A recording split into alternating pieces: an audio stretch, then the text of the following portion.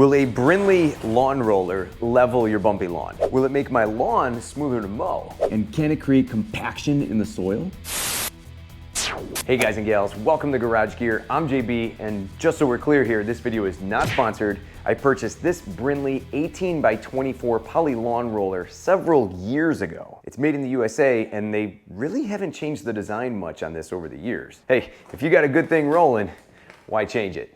Now, when she's fully filled up with approximately 28 gallons of water, she weighs right around 270 pounds. Whoa, this is heavy. You can also fill it up with sand. The heavy-duty drum resists denting and rusting. It's because it's made of super thick plastic. And you can push or pull it, and you can even hook it up to a tractor. And it's narrow enough to get through most gates. Pretty cool. And the rounded ends here help prevent digging in on turns, so that's less damage on your lawn. And it has this metal scraper bar here along the top, which first off provides rigidity to the frame, but also if you were to go over wet or sloppy, muddy areas, this is gonna help knock off a lot of that material that sometimes could get stuck to the roller itself, creating a smoother surface for you. And to help keep this video rolling smooth with the YouTube algorithm, would you mind hitting that like button? Thank you very much. I'll have this BRINLY lawn roller linked down below in the description. Here's what I like about it. This is the perfect tool for leveling small bumps in your lawn. Here's what most lawns look like at the soil surface. You see lots of little bumps along the way. But when you take a roller like this and put some weight on it and press things down, your lawn looks more of something like this. A lot smoother with less bumps along the way. Kind of like rolling out some pizza dough. It gets it nice and flat. So will a lawn roller like this fix a bumpy lawn? Yes, but only to a small extent, fixing just the small bumps. And if you have big undulations in your lawn like that, it's not gonna fix those. In cases like this, you'll probably wanna call a lawn rolling service with mechanical lawn rolling machines that will help level out your lawn, or possibly rent a larger unit to really press the lawn down. Now this roller may be 270 pounds when it's fully loaded, but turns really aren't an issue with this thing. Since you can push or pull it, you can easily navigate this thing around. Now I also like how using a lawn roller makes mowing smoother. If I don't roll my lawn every season in the spring, my lawnmower has a tendency to bounce and vibrate across my lawn like this. But after I roll my lawn, the mower rolls smoother than a buttered up bowling lane. Doing this at least once a year makes for a much more enjoyable mowing experience. Now we're also at that time of the year where you gotta start throwing down some grass seed, right?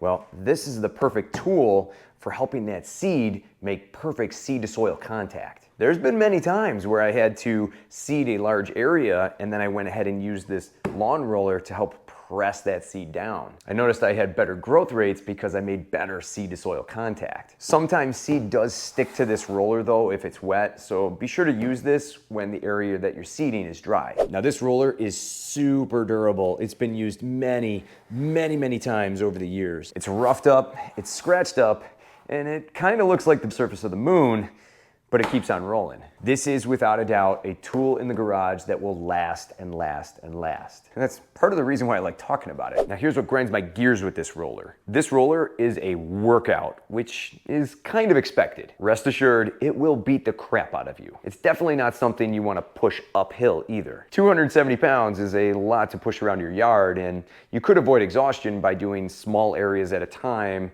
maybe every day. And then you could complete your lawn over this series of a couple of days. And if you have any hills in your yard, it's best to go across them laterally rather than going straight up. The handle at the top does have a tendency to wiggle around a little bit and get loose on you. I find that I do have to tighten it up from time to time, but if they could put some kind of small bracket or brace at the top to help hold that handle in place, that would really help. This is also a big item to keep in your garage, and I found that the best way to store this thing is to hang it up high and keep it out of the way that way. Now, this isn't a huge issue, but I find it something worth mentioning. The cap. This cap has a tendency to leak a little bit if you tighten it down simply just by hand. So what I do is I get a wrench on this thing and I give it a few extra turns to really crank it down. And when I do that, no leaks. Now here's a few other tips and tricks to help you out when using a lawn roller like this. Before I get rolling, I first attack my lawn with the leaf blower. This will get twigs and any debris off the lawn that may have made its way up and on during the winter months. I don't want these getting pressed down into the soil while I'm rolling. This is also a great first step for improving airflow through the lawn, helping wake it up better in the spring. I typically roll my lawn in mid to late March. Your climate and area may vary, but I pretty much do this as soon as the lawn is out of winter dormancy. Basically, as soon as it's starting to green up. Some areas in my lawn have not fully greened up yet. That's okay. The lawn will be just fine after doing this. Usually I try to nail this procedure right after a day of rain. This way the lawn is soft and easily malleable. If you try to do this in the summer, when the lawn is drier than a Popeye's biscuit without a drink, you're wasting your time. Rolling won't do much of anything at that point. And you don't want the lawn soaking wet either. You want it just wet enough to create a noticeable press across the lawn. In my experience and with my lawn, I find that this is a great procedure to do first thing in the spring because of all the expansion and contraction that the lawn goes through during the winter months. The lawn will get a little bumpy every spring and this helps level it out. Now, this is one of my areas that I love to hit every single year because the grass stands approximately 4 to 5 inches taller than the pavement here at the skirt of my driveway. And since the driveway kind of drops off like this, every time I make a pass here with the mower tends to buzz this part of the lawn down because this sits so high. So I make it a priority every single year to take the roller and go over this a couple of times to really push this area down a bit. And that seemed to push it down pretty good. Warning, if you have a wooden, metal, or vinyl fence, stay at least 6 inches to a foot away from it. It's not worth getting too close. The metal ends of this roller, if you were to hit along the fence, will wreck it. Ask me how I know. It's best to just go slow near them and in tight areas. Rolling your lawn will create compaction. Well, you're not wrong.